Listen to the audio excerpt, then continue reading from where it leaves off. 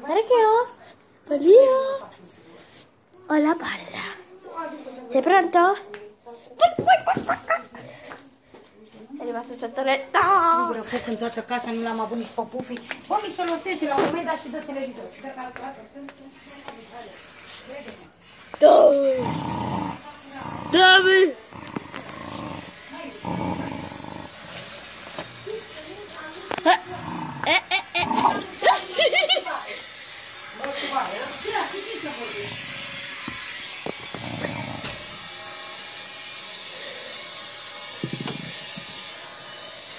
Que é isso, Buffy?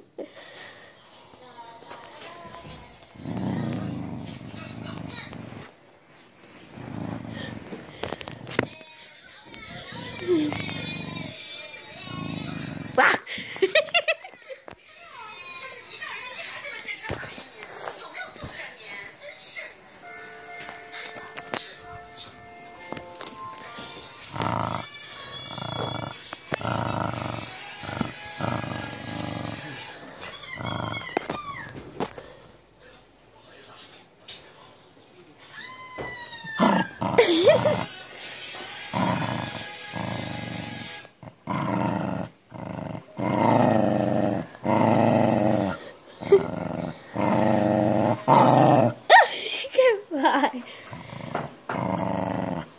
Titi, ce e aici? Să le pun eu? Ah, păi aici, ce să pun iar de Copie. de copie. Nu, că mai am eu vreo 6 aici și mai mă duc mâine și mai iau de la Titi vreo 4. Fac câte 2 ar fi. Dammi la palla. Care găsit-o? Uite! Ia uite, Titi.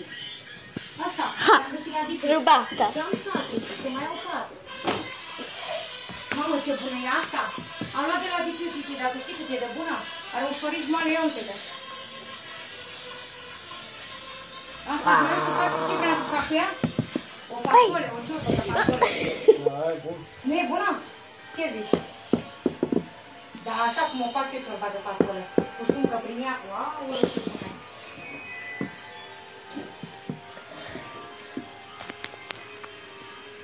Care arată să faci, da? Ia. Facciolo! Înseamnă că eu ajung țigările, ca și că mă rog la minte dacă nu ai trebuie țigări.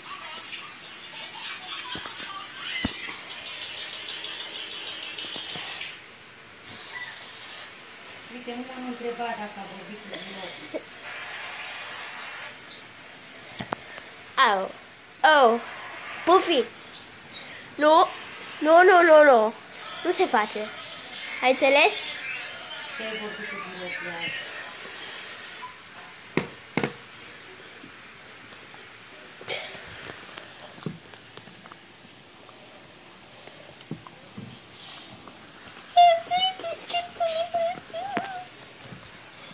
Ia să văd unde răspunde.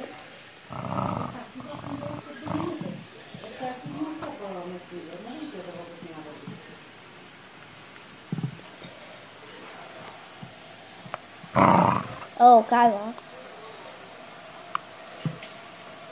No. Puffy. Lasă, du-te la